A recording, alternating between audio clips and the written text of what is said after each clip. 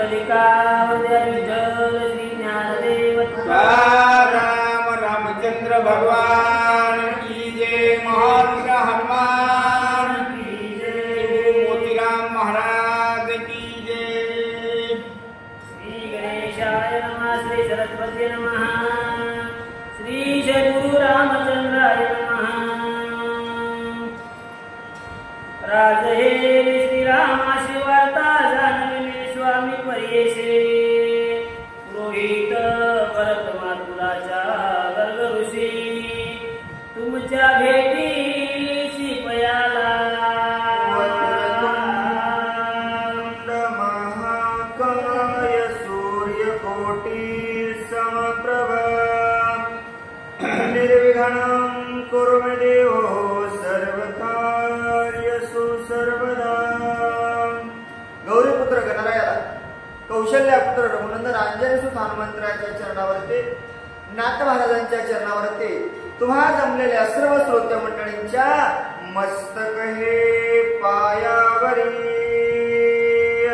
या वारकरी संतांच्या अखंड चालत असलेलं महाभारत रामायण आणि यामध्ये चालत असलेला उत्तरकांडामधील 74व्या अध्यायाचा उर्वरित कथा अनुसंधान सांगत असताना नाथ महाराज तुम्हा आम्हाला सांगतात, ज्यावेळेस भगवंताचा राज्यकारभार अयोध्येमध्ये चालू होता आणि त्यावेळेस गर्ग मुनींचं त्या ठिकाणी आगमन झालं. आगमन झाल्याच्या नंतर एका दूताने सेवकाने येऊन सांगितलं, रामा भरता, तुमच्या मामाच्या कुळातले जे काही तुमचा मामा आहे कैकेयी राजाचा राजा आणि त्या कुळाचे कुलगुरु गर्ग मुनीचं आगमन झालेलं आहे, एवढी वार्ता भगवंत रामप्रभूला सांगितली. आणि सांगितल्यानंतर अनुजा सहित रघुनंदन समोरा येऊन सोयी जाना महामाता महापुरोहिता देव निमान राजसदना आनिला. वार्ता कराव्याबरोबर माझ्या भगवंतानं आपले चारही भाऊ सोबत घेतले, सैन्य सोबत घेतलं. अतिथी देवो भव, आलेल्या अतिथीचं गर्ग मुनीचं त्या ठिकाणी स्वागत घेतलं, त्यांचा असणारा मान सन्मान केला. आपल्या माईच्या राज्यातला आलेला, आपल्या मामाच्या राज्यातला आलेले गर्ग मुनी आदरानं त्या ठिकाणी अयोध्येमध्ये आणलं. आणल्याच्या नंतर दीर्घ उपचार करोनी पूजना सोपंक्तीशी सारोनी भोजना दिव्य वस्त्र अलंकार भूषणा गर्ग ऋषीशी अर्पिले. आल्याच्या नंतर त्यांचं स्वागत मान सन्मान झाला. घरामध्ये आणल्याच्या नंतर त्यांना मान सन्मानामध्ये शाल श्रीफळ अन्न वस्त्र त्या ठिकाणी संपूर्ण सुवर्ण असणारं दान दिलं. दिल्याच्या नंतर नित्यनेमानं आपल्या पंगतीमध्ये त्यांना बसवलं. त्यांच्या सोबत भगवंतानं जेवण केलं. केल्याच्या नंतर श्रीराम म्हणे गर्ग ऋषे व्रत परंपरा राजगुरु कैकेयी भूपाशे जैसा वसिष्ठ सूर्यवंशी तैसे तयासी निज पूजा. निज पूज्य भगवंत तुम्ही त्या ठिकाणी आहात. आमच्या सूर्यवंशामध्ये आम्ही या ठिकाणी वशिष्ठ मुनींचं पूजन करतो. वशिष्ठ मुनींना आम्ही या ठिकाणी आमचं सर्वस्व मानतो. तसे तुम्ही आमच्या मामाच्या गावाकडं कैकेयी नगरामध्ये कैकेयी राजाच्या त्यांच्या कुळामध्ये असणारे पूजनीय आहात, म्हणून त्या ठिकाणी त्यांचा भगवंतांनी मान सन्मान केला. ऐसे तुम्ही पूज थोरा विवेक वैराग्य चतुरा करावया आमचा उद्धार कुबेरी आले तियतवरी. स्वामी तुम्ही आमच्यावरती कृपा केलेली आहात. असे असणारे तुम्ही पूजनीय वैराग्य असणारे सर्वश्रेष्ठ असणारे मुनी आहात. आमच्यावर कृपा केली स्वामी. अहो आमचा उद्धार करण्यासाठी आमच्यासारख्या पामराकडे या ठिकाणी तुम्ही आलेले आहात, काहीतरी आमचं भाग्य असल. भगवंत बोलू लागले, भाग्य थोरात मुते म्हणून येणे झाले तुमचे, कुशलत्व यजमान स्वामीचे परिवार भाग्य आमचं थोर आहे, काहीतरी आमचं पूर्वीचं भाग्य असल म्हणून तुमच्यासारखे काय झालेत, साधू संत आमच्या नगरामध्ये आलेत. पूर्व पुण्य असता गाठे तव होय संत भेटे. काहीतरी आमचं पूर्वीचं पुण्य असल, काहीतरी आमचं भाग्य चांगलं आहे म्हणून गर्गमुनी तुमच्यासारखे महान योग असणारे आमच्या नगरामध्ये आलात ना. स्वागत आहे, आनंद वाटला. पण मुने एवढ्या तातडीनं, एवढ्या घाई गडबडीनं आमच्या नगरामध्ये येण्याचं कारण काय? मामाच्या गावाकडे सगळं सुखरूप आहे ना, पावसाचा पूर तर आला नाही ना. भगवंताला चिंता वाटत होते हो. मामाची चिंता करत असताना भगवंत म्हणू लागले, सर्व कुशल मंगल तर आहे ना. मग सर्वस्व कुशल मंगल आहे तर मग आपल्या येण्याचं कारण काय? भगवंत बोलू लागले, गर्ग म्हणे श्री रघुराजा क्षेमवंत तुझिया भुजा, प्रतापाची ओनी भुजा दस दिशा तेजे जळकत. गर्ग म्हणे सांगू लागले, अरे भगवंता काय वर्णन करावं तुमचं. तुमच्या भुजांमध्ये एवढं सामर्थ्य आहे, तुमचा प्रताप पाहिला गेलं तर 10 दिशामध्ये भगवंता तुमचा प्रताप त्या ठिकाणी गायला जातो. राम कसा असावा, एक बाणी, एक वचने, एक पत्नी असा असणारा भगवंता, अहो जिकडं गेलं तिकडं तुमचंच नाव घेतलं जातं. भगवंताचं वर्णन करू लागले, हरिराया तोडरी काळाज्ञा वंदिश्री, जयाची काठी तपे अंबरी, तो सद्गुरु ग्रह माझे. तो सद्गुरु ग्रह माझे. अरे राया बाबा भगवंता, अहो काय सामर्थ्य आहे, काळदंड काय करू शकते भगवंता. अहो ज्याच्या पुढं काही चालत नाही तो तुमचा गुरु आहे. वशिष्ठ सारख्यांचे असणारे तुम्ही शिष्य, तुमचा असणारे ते गुरु. अहो त्रिलोकामध्ये ज्यांचा ध्वज काठी उभारले जाते अशा मुलींचा तुमच्यावर आशीर्वाद असल्यावर भगवंता तुमचं काय त्या ठिकाणी कमी आहे हो. गर्ग मुनी सांगू लागले, ही ज्याचे चिंतामणी पाषाण नाना परीचे, नित्य दुबते कामधेनुचे, त्या पुरुषाचे भाग्य काय अहो काय भाग्य, काय त्यांचे वर्णगुण किती, काय भगवंता तुमचं भाग्य सांगावं. अहो ज्याच्या घरी कल्पवृक्ष साक्षात आहे त्यांना काय कमी आहे हो, काहीच कमी नाही ना. अहो ज्याच्या घरी चिंतामणी असणारा जर असेल तर त्याच्याकडे काय कमी असेल हो. अहो काहीच कमी नाही भगवंता. अहो संपूर्ण असणारे 6 शास्त्र तुमच्याकडे आहेत, संपूर्ण कामधेनुसारखी गाय तुमच्याकडे आहे. अशा पुरुषांचं काय भाग्य मी वर्गावं, मी लहानच आहे तुमच्या पुढं. गर्गमुनी बोलू लागले, चारी वेद बंदीजन साई शास्त्रे गुणवर्णा, 18 पुराणे करती श्रवण, निरंतर जयाचे. निरंतर भगवंता तुमचं नाव घेतलं जातं. अहो मी नाव घेईल याच्यात नवल नाही, लोक नाव घेतील याच्यात नवल नाही. चौयदी जाण साई शास्त्री कारण 18 पुराण हरिशी गाते. भगवंता 4 वेद 6 शास्त्र 18 पुराण त्या ठिकाणी भगवंता तुझं नाव गातात. हरी हरी हरीच म्हणतात रे बाबा भगवंता. मी काय तुझं वर्णन करावं. गर्गमुनी बोलू लागले, तो तू पूर्ण ब्रह्मश्री रघुनाथ द्विजांचे वाढविसी महत्व, दिव्यापण तुझे चरित्र महापुरुषा श्रीरामा.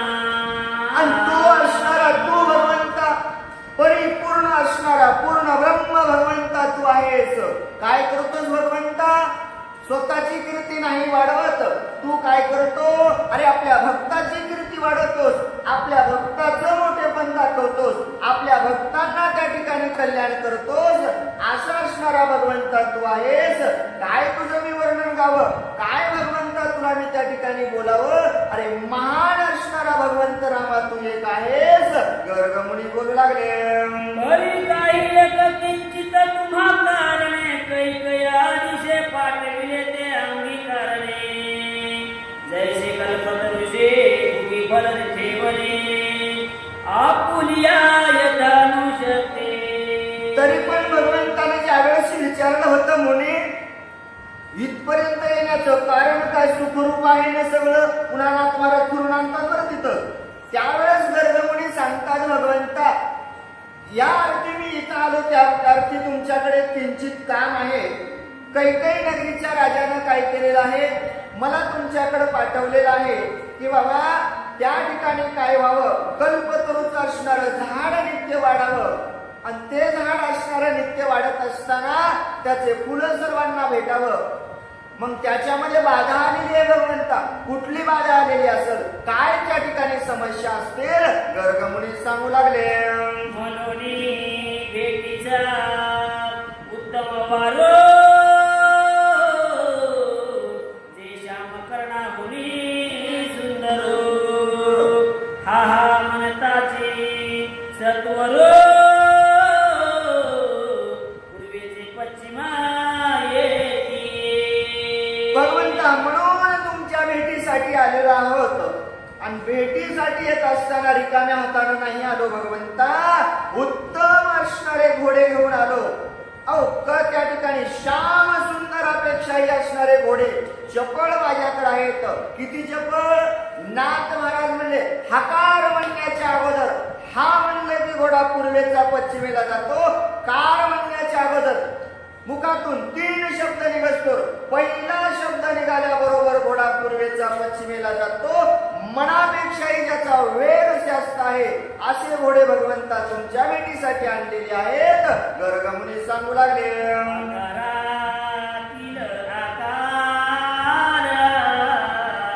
वाचे करिता उच्चार तव पूर्वीचे अक्षर उतार चिंतिले ठायासी जातसे. भगवंता हकार म्हणण्याच्या अगोदर जे 3 अक्षर असतात भगवंता हकार म्हणण्याबरोबर पहिलं अक्षर घेतल्याबरोबर घोडा निघतो आणि शेवटचं अक्षर घेऊस्तोवर घोडा पश्चिम दिशेला दिसतो. भगवंता एवढे चपळ, श्याम सुंदरापेक्षा चपळ असणारे घोडे आणि त्यावेळेस मी तुमच्या भेटीसाठी आणलेले आहेत.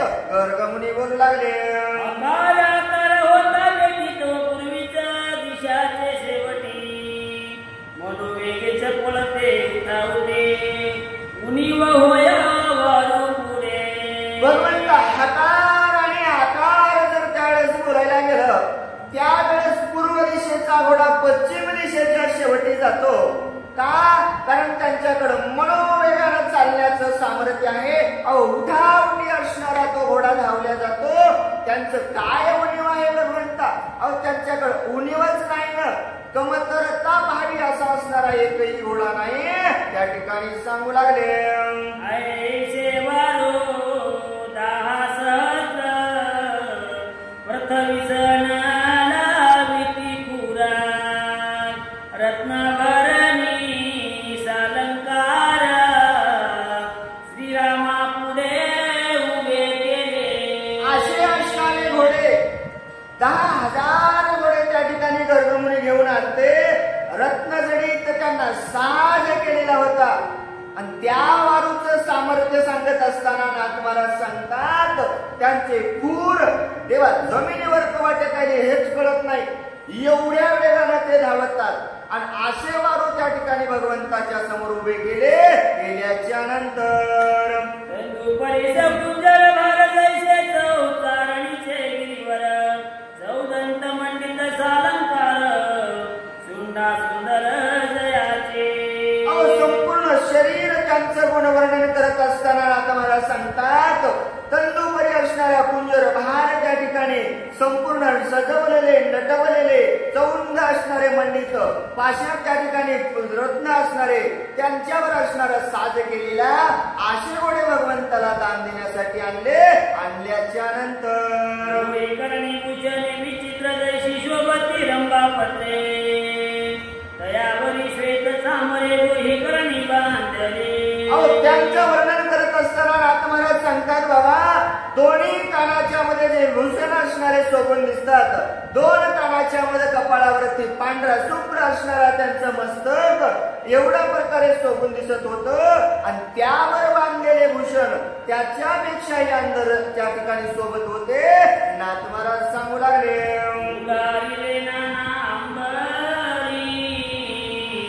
तैशी मेघडंबर गिरीवरी तैसे चिरत आयुक्तवरी श्रंगारुणी आणिले. अंबरावरती असणारं त्या ठिकाणी स्वर व्हावं अशाच प्रकारे घोडे तर आणलेच होते, पण तशाच प्रकारे हजारो त्या ठिकाणी रथ श्रंगार करून भगवंताला देण्यासाठी गर्गमुनी घेऊन आले होते. अनेक वक्त व्यापारे नाना रंगाची रुचिरे मुक्ता फळे पाचवडले श्रीरामाशी समर्पिले. अनेक प्रकारचे वस्त्र आणले, अनेक प्रकारचे दिव्यांबर आणले, सर्वस्व असणारे नाना रंगाचे असणारे मुक्त फळे त्या ठिकाणी आणले, राम प्रभूला समर्पित केली. रत्नाची आम्हाला समर्पिल्या गणनिळा अनेक जातीच्या पक्षी कुळा भेटी श्रीरामाशी दिले.